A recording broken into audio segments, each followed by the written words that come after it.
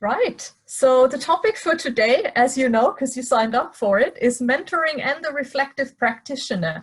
What we thought we were going to do, and that's reflected a little bit in the title, is both to look at what mentoring can actually offer, and that is for the mentor as well as the mentee, because it's really one of those things where everybody can learn and everybody can grow. And it's a good tool to get insights about your practice, regardless which side of the equation you're at. So we thought that that would be a good topic, particularly today. And it's Jane and myself. Jane, do you want to introduce yourself? I can, yes, thank you, Christine. So I'm Jane Davids, and I've been around in L&D for about 20 years, mainly as a software trainer, systems trainer in the travel industry. And I got involved with video about 8 years ago. So I mainly do screencast video, so recording of your computer screen, and help people develop their skills too. So I've based my company around that. My company is Raytheon, and I was delighted to be nominated into the board of directors in December. So I'm fairly new as a director for the eLearning network. One of the opportunities was to look after the mentoring, which I'm doing, and I'm delighted to be doing that with Christine. Yes, which is me. So I've been in e-learning in various shapes or forms, probably since about, well, actually since 2008. It was pretty much the 2008 crisis that kind of started my e-learning journey. So it always feels like a bit of a rerun at the moment, not to get too much into the current situation. But for me, it was an incredible journey. I got so much help from people as I was making the switch from kind of more classical face-to-face training into that scene. And I got to know the community really well, particularly since I moved to London about 5 years ago. I was in Boston in the US before that. Oh, wow. Not terribly obvious from my accent, but yes. And I just really love the community, I have to say. And that's also something that I think prompted me to get involved more with the e-learning network, because I think it's just, you know, as they say, a rising tide lifts all ships. And I think everybody can learn something from everybody. Nobody has all the answers. And I found this community particularly helpful and willing to share one. So that's something I really love to help with. I do two different things. So I work as a learning consultant, where at the moment the brief is pretty much, Christine, take this and make it virtual, whatever that means. This could mean a whole range of different things. The other thing is I'm also running my own coaching and leadership development business. So the topic of helping people grow, helping people move into new and exciting things is very near and dear to my heart in lots of different shapes and forms this can take. So particularly pleased that we're looking after mentoring together. Me too. Yes, so this is the roadmap for today. We are going to dive a little bit more into what mentoring is and how it can help your career. Not much of a surprise, I guess, given the title.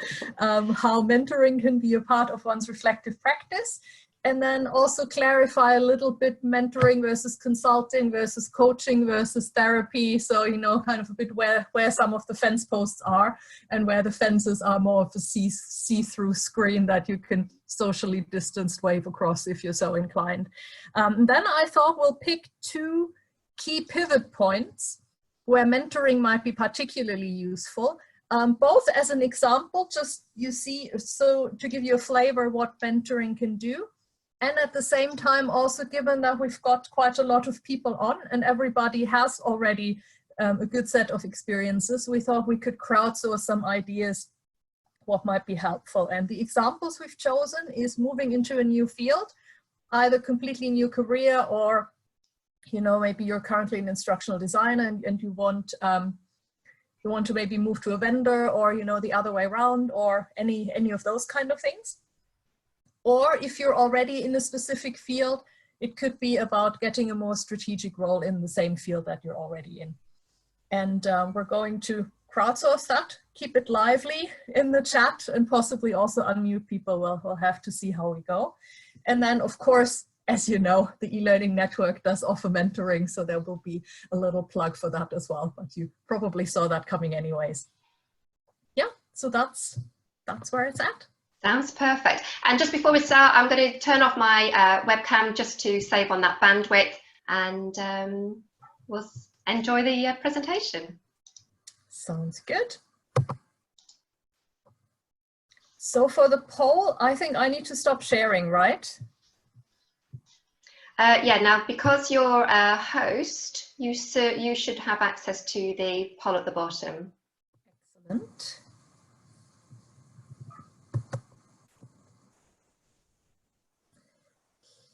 So just to get a sense what your experiences are with the topic, you should be seeing a poll popping up, and it's already populating, which is amazing. Quite a few of you have been a mentor. Some of you have had a mentor, and a lot of you are involved with the eLearning mentoring scheme, which is brilliant, of course. Not that I'm biased in any sort of way. The numbers are still popping up and down, so please keep voting if you haven't yet. It says 43 of you have, which means quite a few of you haven't.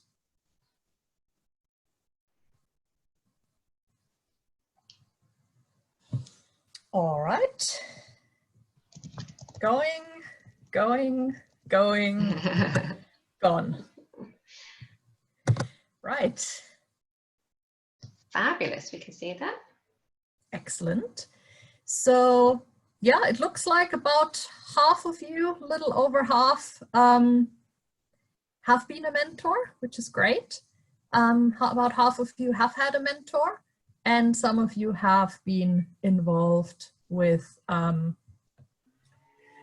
eLearning mentoring scheme, which is brilliant. And Helen makes a very good point. I should have missed one out there. I should have said none, haven't been involved at all. So yeah, and I would have been with you on that one as well, Helen. So thanks for pointing that out. So yeah, very, very true.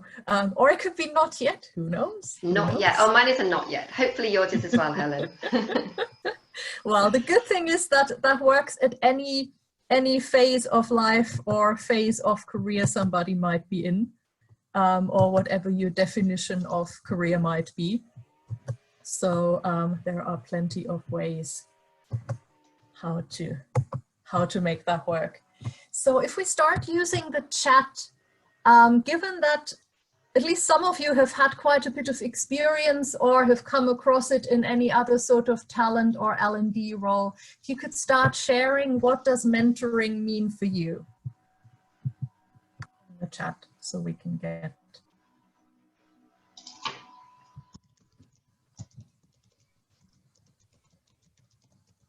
Different from coaching, yes, absolutely yes.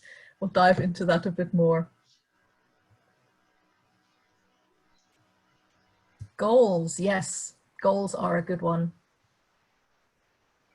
What the goals are, how they can get there, providing support and guidance. Mm-hmm.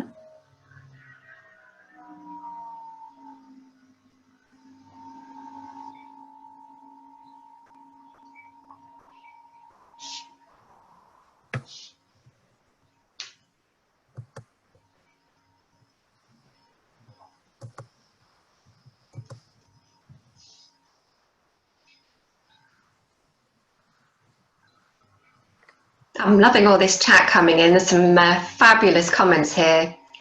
Christine. Guidance around long-term plans, strategic awareness. By the way, folks, if you want to set the chat to all panelists and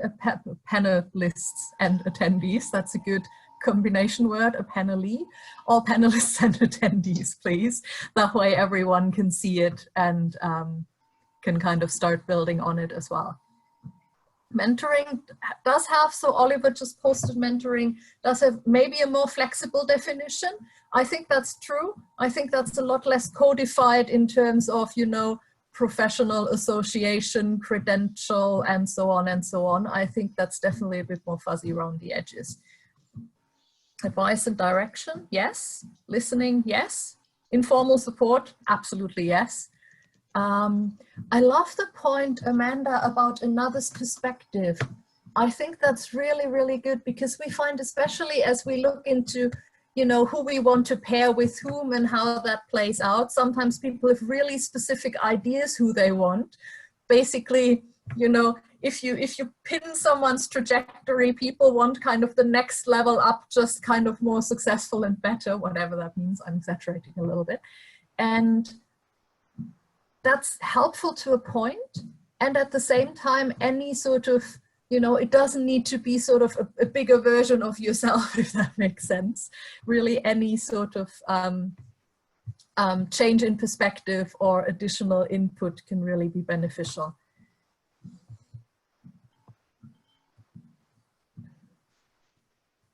Objective view, yes, as far as objectivity exists, which is probably a bit of a discussion rabbit hole, but yes, sometimes it is good, particularly when, you know, for example, if you have a more technical subject, to have someone who's really in it until their elbows, so they can really tell you how this is going.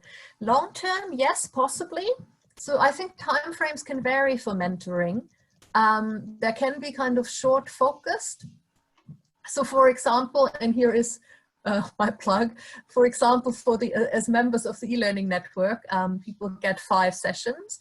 And we find very different patterns how people make use of it. If it's a topic that's really, that's more short-term focused, where it's like, okay, you know, for example, unfortunately, you know, for example, if somebody has been made redundant, they probably want a higher frequency. They might use their 5 sessions within 5 weeks, and then that's perfect. You know, that's right where they are. That's where they need the support to then figure out the next thing. And that's great. And if the point is more about, I want a more strategic role in the next 12 to 18 months, then maybe people kind of go roughly once a quarter or something like that. So that can vary a little bit what the time frame looks like. Great. Lots of really, really good topics. That is amazing. So let's unpick a little bit what some of the definitions are.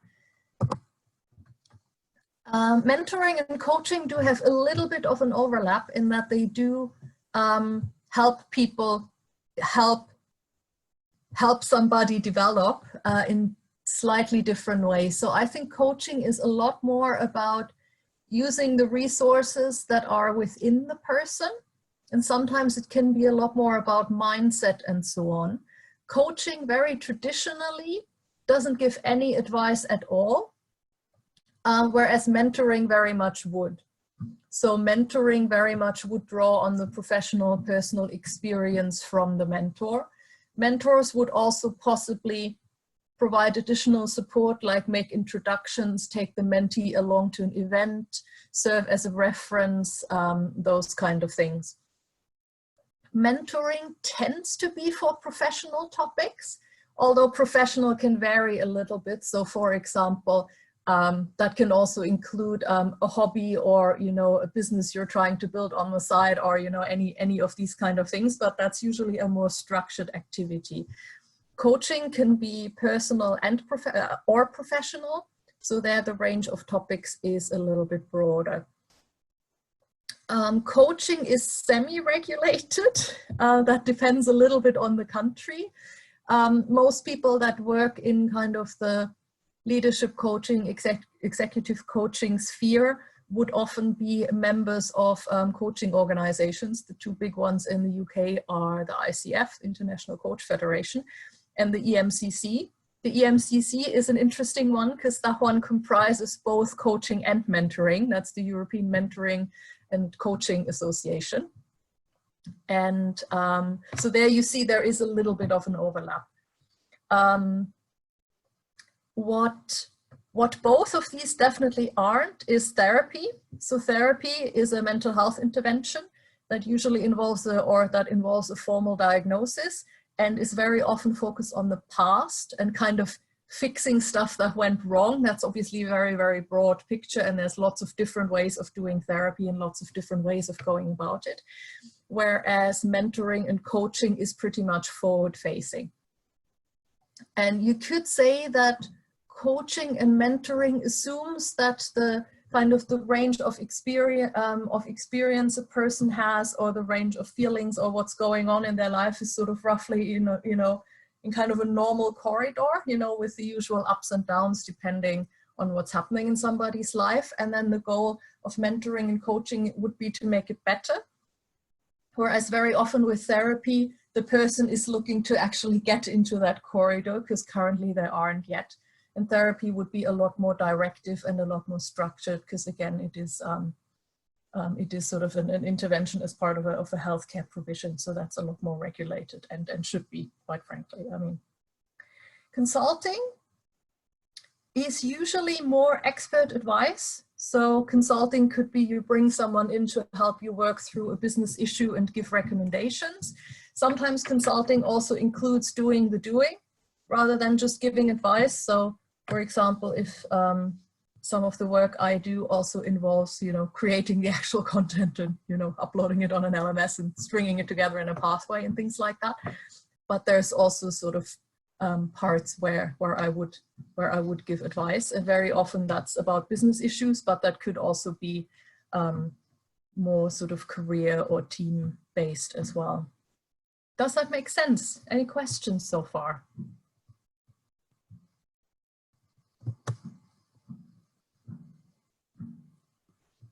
If you want to use the chat, if you have any questions, or just shout, or did that make sense so far? Sounds good. Brilliant. Lots of agreements there, Christine. It sounded very thorough to me, and great examples of the differences between the 4 different things as well. So thank you for that.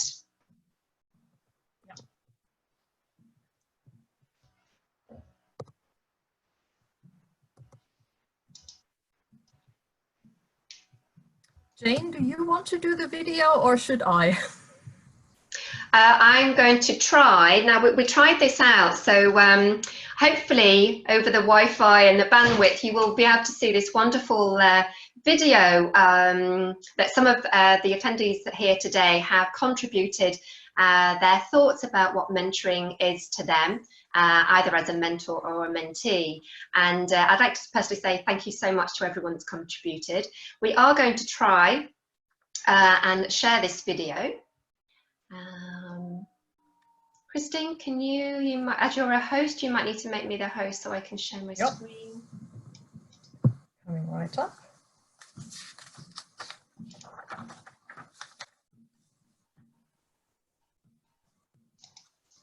So if it doesn't come through, then please do let me know, and I'll send you the link so you can all play it by yourselves. Let's have a look. Yeah, looking good. Oh, hang on a sec. No, I forgot to do the share sound.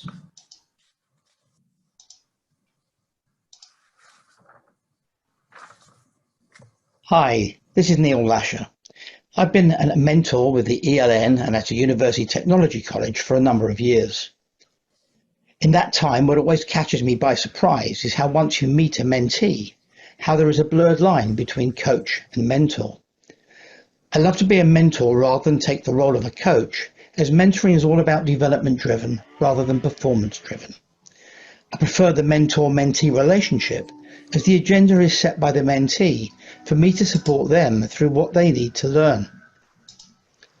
What I find in the conversations is that I come away learning just as much as them, as the outcomes often shift, even during a session.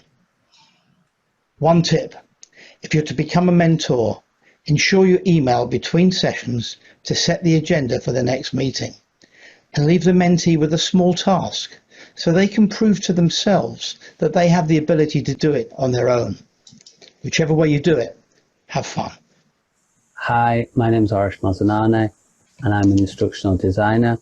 I've been involved in the eLN mentoring for a few years now, mainly as a mentee, but more recently as a mentor.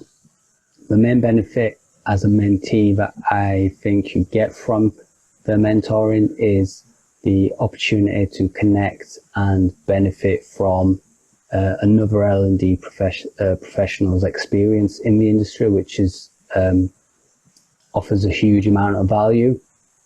And as a mentor, again, it's an opportunity to give back to the industry and just help another individual. And my main tip for making it work, particularly as a mentee, really is to just be proactive and make sure that you are scheduling regular catch-ups with your mentor. The fact is that when we start out in this industry, it can be quite bewildering with the amount of options, the amount of software, and also the amount of buzzwords that we have, especially in this early time of the year. So actually being able to have a mentor who can guide you, who can give you their experience firsthand, and also give you that one-to-one support. And for me, that's one of the great things about the eLN mentoring scheme. Actually having been a mentor on the mentoring scheme, it was a really great experience for me to meet a whole bunch of people that I previously wouldn't have been able to. And being able to give them my advice, my thoughts, also give them experience with areas that they're currently experiencing. Hi, I'm David Price and I'm one of the directors at the eLN, in addition to being a well-seasoned instructional designer. I've been mentoring for the eLN for about a year now, and I've had the opportunity to mentor some great people. So the main thing for me about being a mentor is that I like to be able to help people and develop their skills. And that's one of the main reasons why I got into training in the first place. It's also helped me to see some different sides of the industry that I may not have been exposed to myself in the past. So what have I learned about myself? Well, I think I like to talk, but sometimes I talk too much when I get onto a subject I enjoy, which in my case is anything to do with digital learning, digital design, and things like that. And what would be my tip? I suppose it's I find it's important for the mentee to set their goals at the beginning of their mentoring session.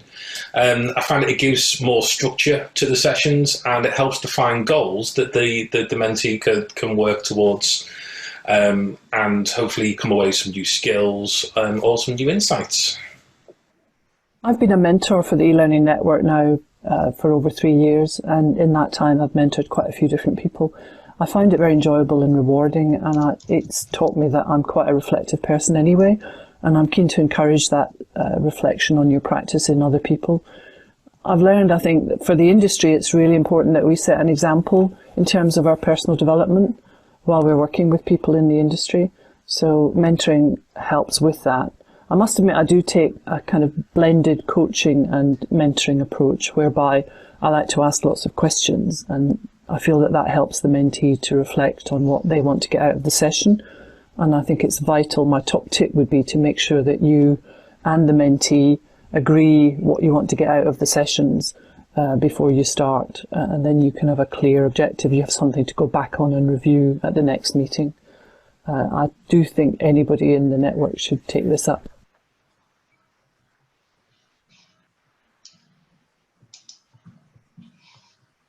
That is the perfect segue of Joan. Absolutely. Into our two next things. So I think it was great to see also that gave you a sense of how different people use it and what angles people take on. Jane, if you could make me host again. So I think Joan already mentioned some of the best practices. I think what's really useful for people is to be fairly clear about the topic, so not just make it a conversation, but have a focus what you want to get out of the session. So that's a key thing, and to be really clear how you want the mentor to help you, and also to discuss what the limitations are. Also think about any restrictions, you know, while you might be really curious what a competitor is doing, there might be a lot of red tape in the way of the two of you having a productive conversation, so that might not always be ideal. A mentoring relationship is a relationship which involves two people with everything that comes with that. Ask for help.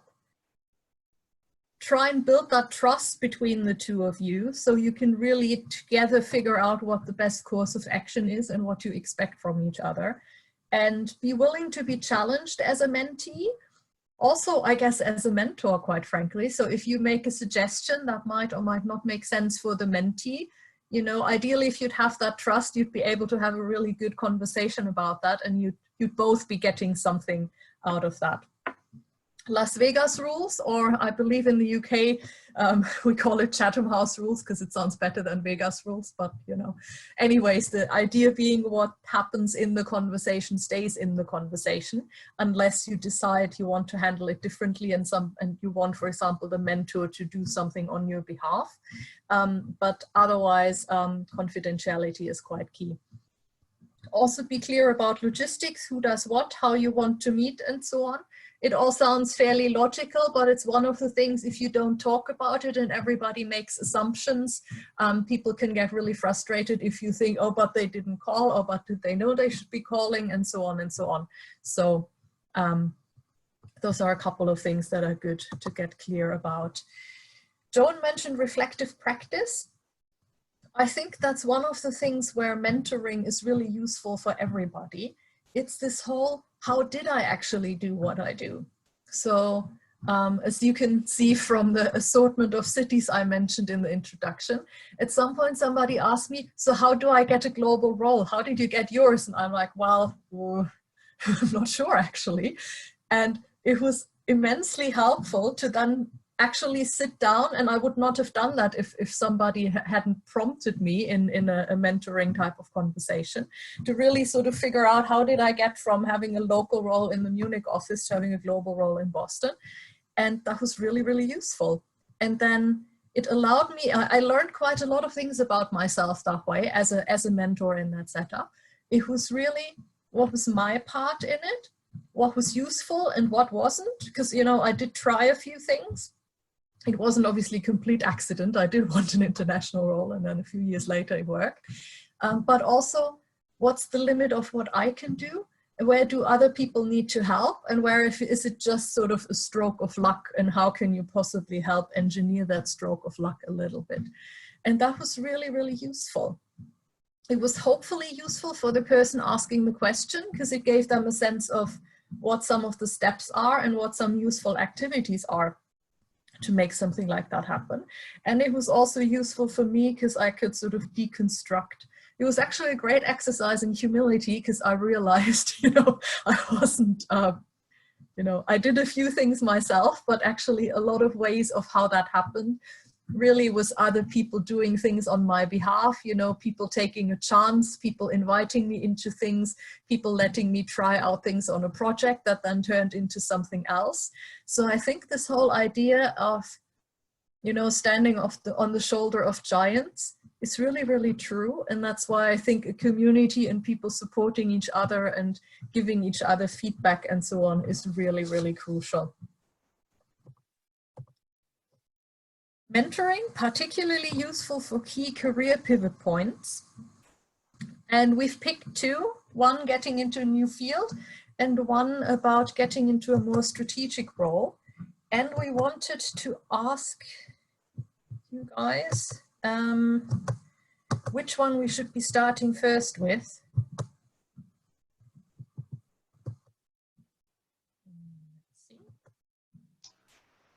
Christine, we were going to use the chat for this, so maybe we could go back to the slide and just do one or two because you've numbered them there. Yeah, that would be fabulous. Let's do that. So if you could use the chat and just put in one or two. We are trying to cover both, but we thought we'll start with whatever's more relevant to you guys and then do a proper deeper dive there. Interesting. Two is very popular. Good, good, good, good. Almost unanimously number two.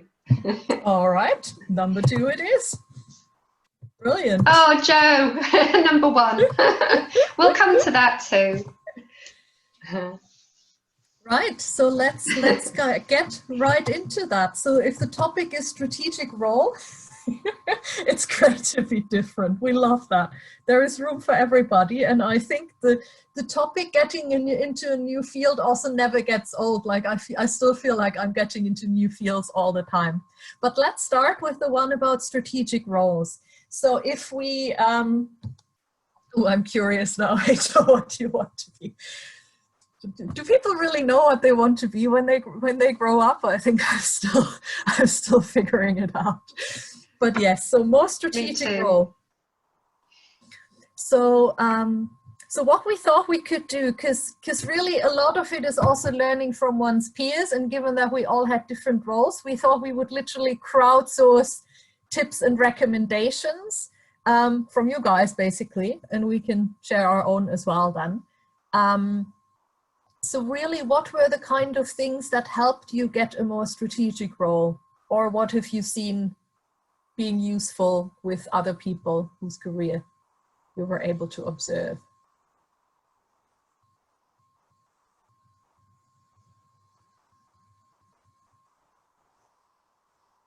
If you could use the chat and send it to all panelists and attendees.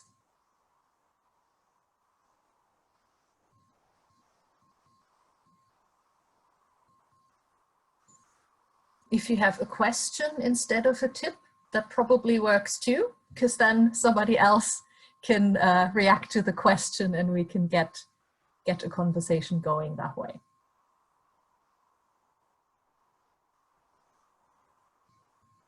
Yes, volunteering is a really good example. That's a great way to be outside your usual surroundings and help out there, and then be able to bring that back. Be open, yes, definitely.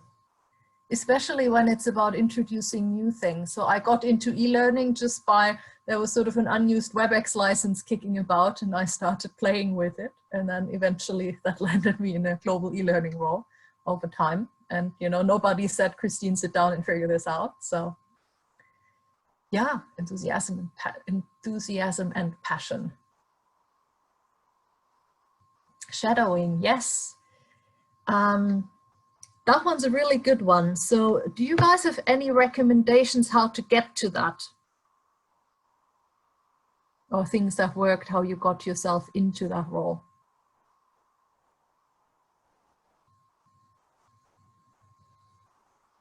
Curious, asking about it, yes. If people don't know what it is you're looking for, they don't really, you know. And I find especially, I think there's research about it, that often women or people of more diverse backgrounds tend to be less forward at raising their hands when interesting opportunities come up.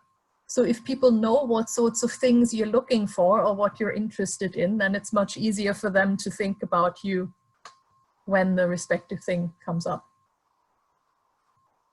Yes. Getting invitations to the right tables, even only as a spectator, or the person taking notes, or the person sort of, you know. So I got a lot out of being the person to prepare the monthly strategic updates for a really big project I was on.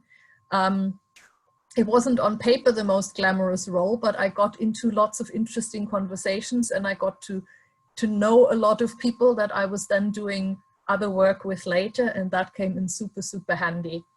So sometimes just being the quiet person who takes the notes does pay off in the long run. Not being afraid to give it a go. Yes, yes, yes. I think fortune favors the brave. So sometimes that's just literally it, giving it a go. Yes, Helen, sharing knowledge in lots of ways, kind of being seen, saying useful things. Yes, Rachel, this whole working out loud, sharing what you're doing. So people get a sense of the range you have, because sometimes, you know, depending on what we do at work or in a specific project, people see maybe 10% of what we have on offer, and the rest isn't terribly obvious because they don't see you do it. And then if you have other outlets and other ways of sharing, then people get a sense of what else they might be talking to you about. That is brilliant. Keep them coming. Keep them coming. Be credible. Yes. Yes. Any tips on how to increase that credibility? Or how to make that a positioning item?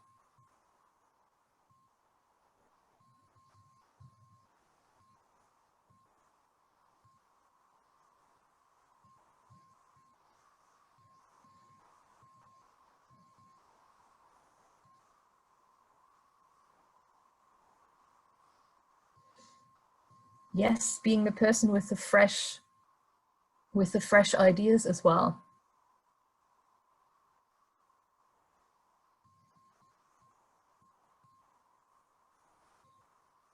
Maybe if you could share also a bit more about how, what sorts of fresh ideas and where to get them from, and so on and so on. Mm-hmm. So credibility. And I think that, I mean, a lot of that is really things about knowing your stuff, treating others well, attitude, how you come across, and so on. That's going to be useful regardless of what your role is and what you want to do next. That's just, that makes you somebody that people would want to work with, which is great, obviously. That's where you want to be.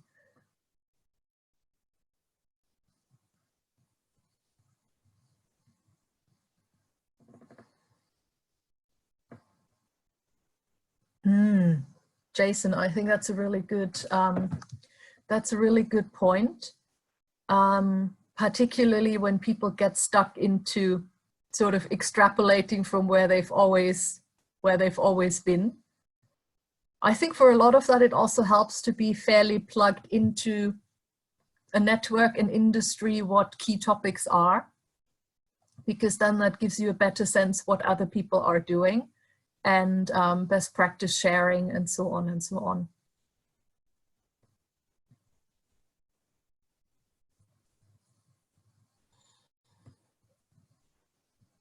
And kind of just being up to speed in what's happening in an industry is the good one. So judging from a lot of your names that are familiar, I know some of us basically have Twitter plugged into their brainstem. That's obviously a brilliant way of seeing what's bubbling. LinkedIn newsletters, all sorts of communities like the eLearning network, but also others, are a really good way of seeing what's happening.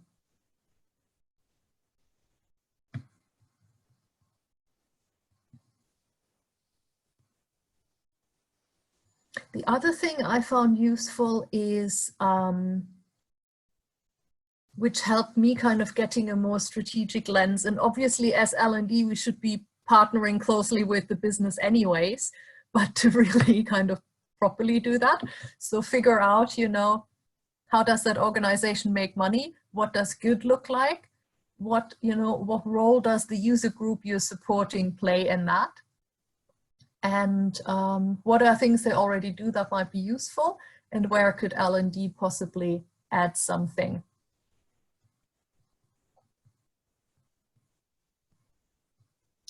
The discussion angle is things that help you get a more strategic role. So that's where we're what we're collecting at the moment.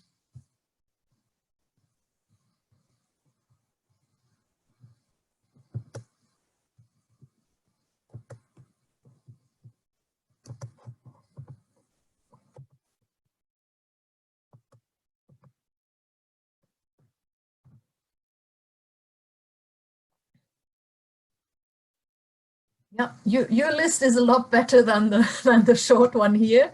I think, yeah, the only point that I thought I'd add is the one of being really plugged into closely what your organization does and the role that L&D plays. Yeah, I think we probably need a new metaphor for seat at the table, because I think the way we're working at the moment, the whole who's sitting at which table and how all of that works is changing rapidly. But I think we still remember the old ways enough to have a sense of what that looks like. Being in the right conversations, being seen as being helpful, being nice enough to work with is a really good way of doing that. Awesome. So shall we look into the other topic? What are tips? The other pivot point is entering into a new field, and you can keep the idea what field means might be different depending on what your specific role is, but But that's another key pivot point where, for example, mentoring can help, and or a good network, of course.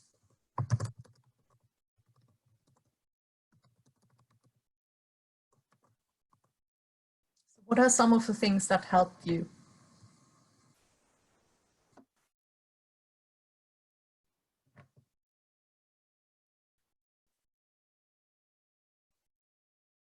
Yes, figure out what people are talking about, follow on social media, learn all the acronyms. Maybe take a day or two. So how I'm doing it for myself, for example, I define for each year when I'm kind of planning, I mean, 2020 is a write-off because God knows, but generally what I do when I'm planning my year, I plan my own R&D time and money budget, and I define a few topics that aren't my usual ones where I want to go play and where I want to go explore. And then sometimes it might be I take a day off and I go to a conference in a related field just because it's interesting, just to see what they talk about and what they can learn. And I found that really, really interesting. Find the thought leaders, yes. And again, you don't even have to physically go to the conference if it's too expensive or impractical. Well, mind you, not this year anyways. But even figuring out who the names are, who's speaking, what's their social media presence, what are the kinds of topics, even just reading through the program can be super interesting as well. Yes, for podcasts and webinars, absolutely, absolutely. Yes, yes, Helen, this whole learning out loud, working out loud, thinking out loud is amazing, is amazing. I think for me, one of the eye-opening moments there was I don't know, long time ago, I did a degree in systems thinking and change at the Open University. And they did encourage us to keep notes and record our learning and how our thinking was evolving alongside. And I did, but I kept it sort of hidden, so not public, because I felt like my thinking was still such, you know, beginner and a bit scrappy, and I just didn't really feel confident to share it. And people kept sharing the blog of one of the former participants who was basically blogging out loud every week, every installment. And it was amazing, and you could really see how it evolved, and I thought that was so brave. I was so jealous. And she later got to do a PhD and became a tutor on the program and so on, so she just really fully went for it. And at that time I wish I had been that brave. So I think we can be a lot braver than we might be at the moment.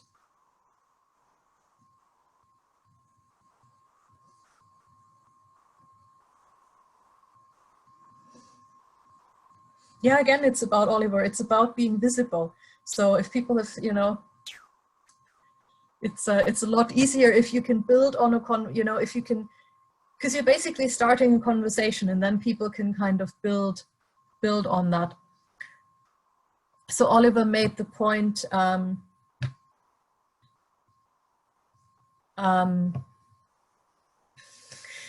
yes, sorry, Oliver. So it was basically about, yes, having the braveness to kind of live, learn and think out loud in that way. So highly recommended. Yes, there are no dumb questions. Go for it, go for it. And also, honestly, I find a lot of disciplines that seem quite related don't really talk to each other. And it's genuinely weird. So I did a contract role for a while in the education sector. And I thought, hey, you know, I work in L&D, what could possibly be so different? Everything, literally everything. And I was meant to like introduce e-learning and like digital stuff there. And I realized that sector has a completely different vendor structure and a completely different way of doing things, thinking about it, different platforms, everything was different. And I found that really surprising. And none of the two sides had really heard about what the other side was doing. So there can be tremendous value in bringing your background and sort of ferrying across the information between two communities of practice. That's a really exciting thing to do. And that also positions you as somebody who brings useful things to the table. So really do play outside the fence.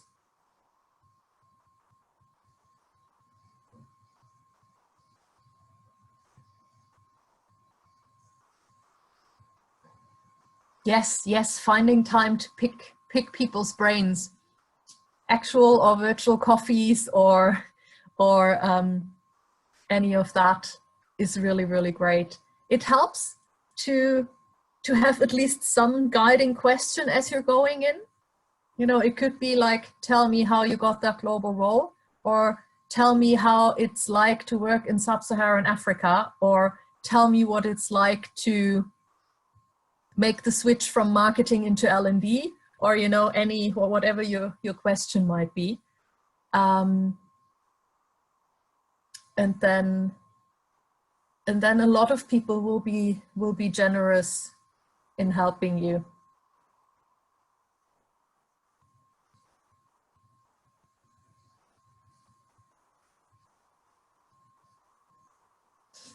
Yes, Oliver brings in the intercultural dimension. I think that's very true. I remember the first time I worked with a group where there were a lot of Americans. I think they thought it was like a really innocent icebreaker. They asked everyone, what are you good at? And I'm German by background, which means I will be able to find the fault in everything. But I was like, what do you mean? What am I good at? Like, is that a thing to ask? So it was really interesting. So, but again, I think that's another bit of learning. So international experience, that intercultural sensitivity can also position you for a bigger role. Also, for example, to volunteer in a global project, to help out with an international initiative, all these kinds of things can be really, really useful as well. Excellent. Wow, there's a lot of good stuff coming through the chat. That is brilliant. I love that.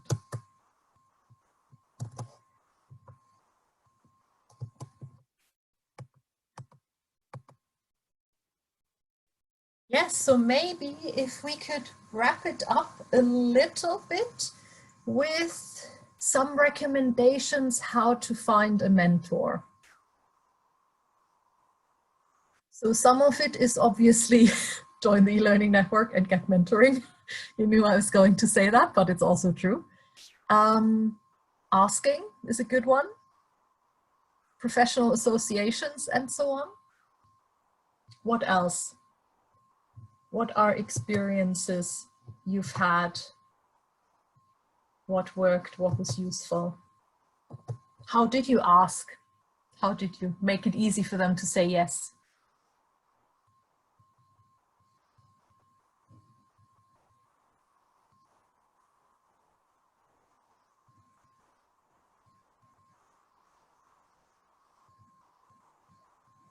Bribe with cake, yes. That totally works. I mean, it definitely does for me, but yes.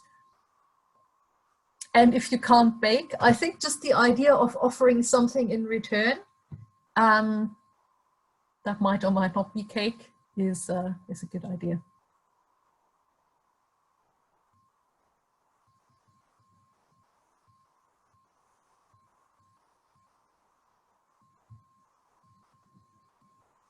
Yeah, find someone you admire, a role model, somebody who is known for something that you want more of in your life.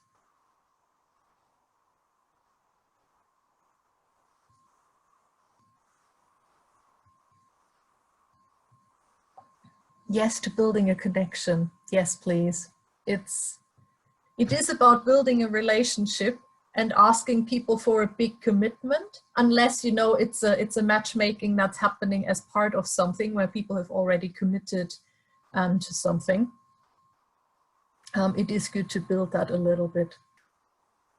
One personal example of how to probably not do it. A few years ago, I was at a conference and I really, really wanted to get to know one of the speakers whose work I really admired. And I was really shy back then. And I didn't really sort of small talk, just totally wasn't my thing. And it was very crowded. And then there was this situation as people came in and out of meeting rooms where he just sort of walked past me. And what I did was I literally grabbed his shoulders and I'm like, stop, don't do that. Please don't do that. It's seriously scary. But yeah, I'd like to think I have refined my approach a little bit since then. But yeah, that was younger less refined me. So don't do that. Don't grab people's shoulders and say stop. There's probably other ways of doing it.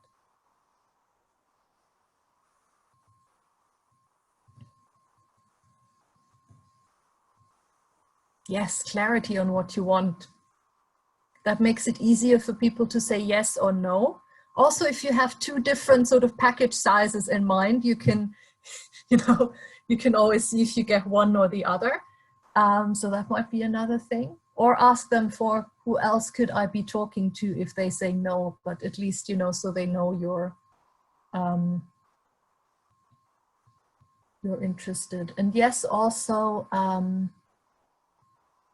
about not just looking above you. So, it doesn't need to be the person who's always on the BBC with that topic.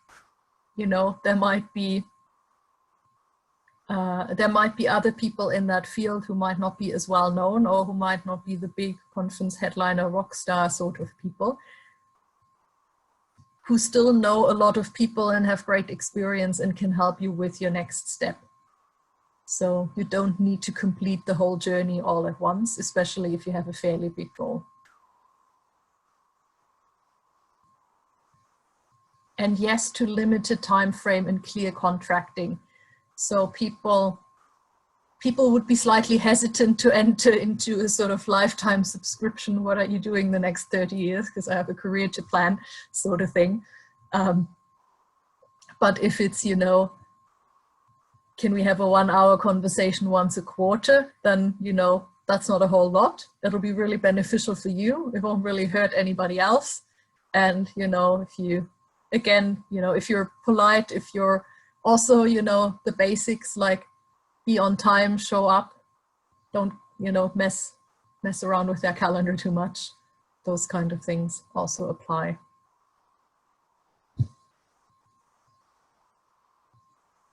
Yes, reverse mentoring. Yes, big fan of that as well.